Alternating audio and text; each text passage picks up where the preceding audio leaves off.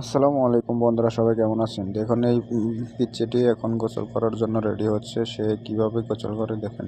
তো গোসল করতে গিয়ে তার পানি সব ফুরিয়ে গেছে।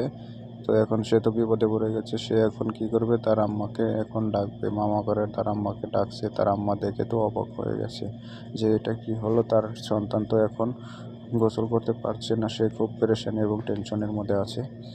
তো মা